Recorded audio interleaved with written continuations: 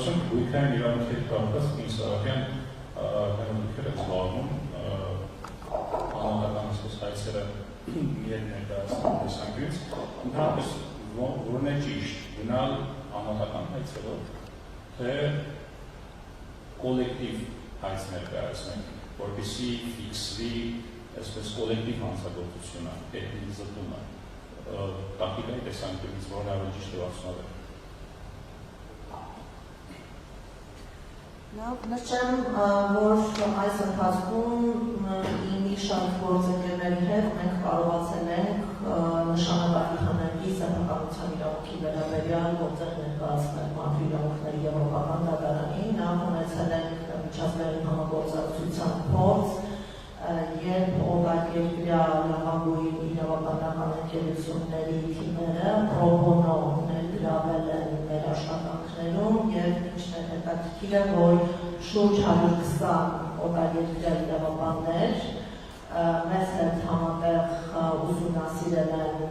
Արցախի հակամարտությունը, բռնի տեղահանությունը, գույքային իրավունքների խնդիրները եւ դրանց աջակցությամբ մենք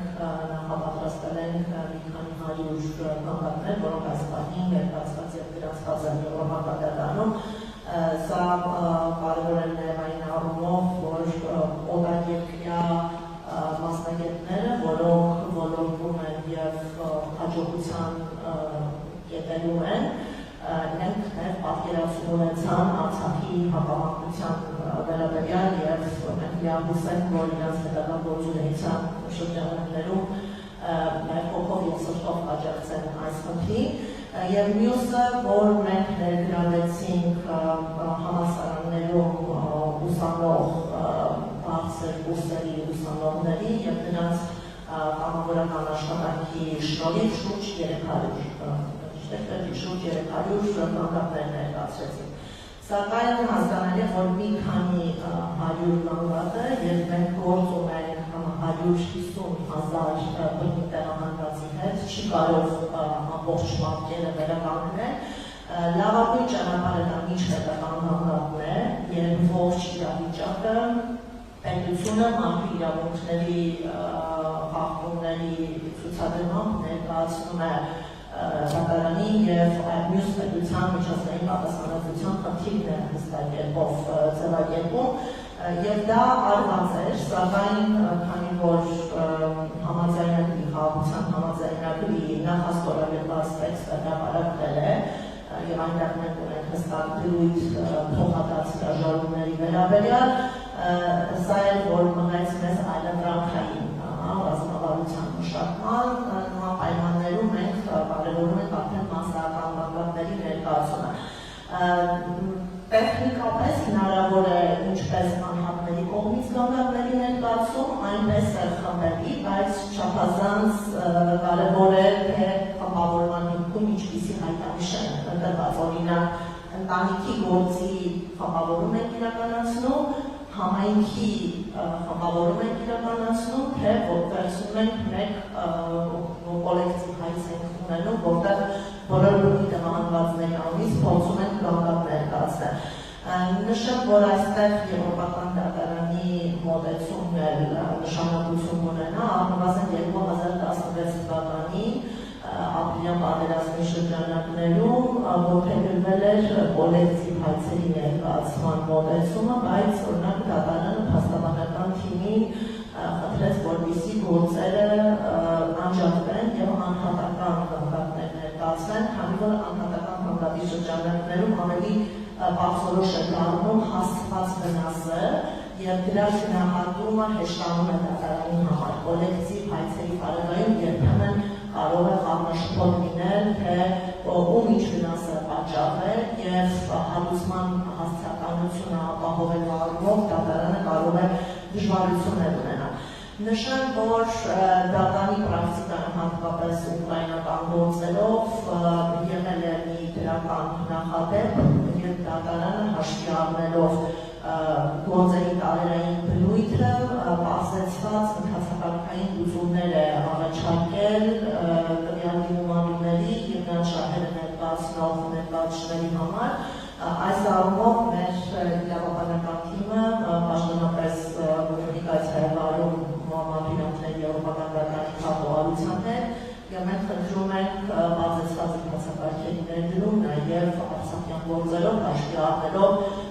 դրանց քանակը եւ եթե այդ մեխանիզմը չներդրվի, մենք ըստ էության ցուցադրել ենք թե դատարանի համար դա ինչ ռիսկեր կարող է առաջացնել, երբ ծանրաբեռնվածություն եւ ինչպես կարող է դարձնել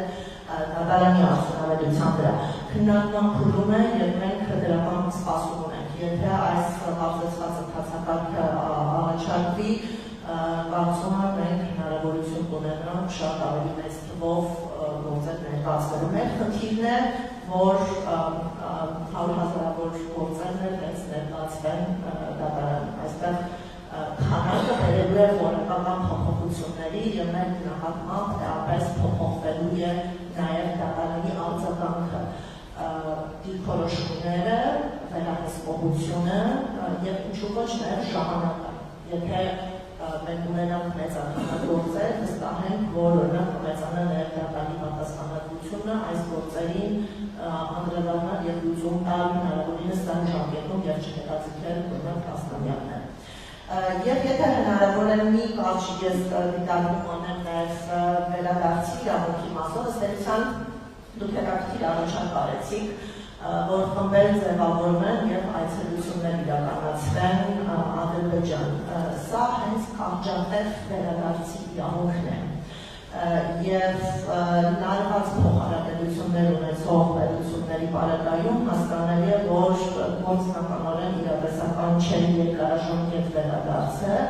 եւ որպես դրա ապահովման միջանկյալ քայլեր ձեռնարկվում են գործողություններ կարճատև վերադարձը ապահովելու համար, ինչը նաեւ հնարավորություն է տալիս անվտանգության զգացողություն ապահովել բնակչության համար։ Բայց նշան, որ վերադարձի կարճատև վերադարձ պետք է միտված լինի իրավունքի իրացմանը, օրինակ կրոնական իրավունքների կամ գերեզմանների այցելության իրավունքի մեր նկարագրված պարագայում մենք ունենք կրոնական մշակութային կոթողների ոչնչացում, ժառանգության ոչնչացում, ինչը նշանակում է դիտավորությամբ ստեղծել պայմաններ վերադարձը անհնարին դարձնելու տեսանկյունից, քանի որ միջազգային իրավունքը երաշխավորում է վերադարձի իրավունքը այն պայմանով, որ անձինք կարողանան իրացնել իրենց իրական ինքնությունը։ Եթե անձը պետք է վերադառնա մի վայր, որտեղ այլևս իր ինքնությամբ չի կարող հետագա տեսակետ ապահովել, նշանակում է մենք չունենք վերադարձի իրավունք եւ իմ գնահատմամբ այս մշակութային իրավունքի ոչնչացում, ժառանգության ոչնչացումը պետք է հենց կապել վերադարձի իրավունքի անհնարինության ստեղծման քաղաքական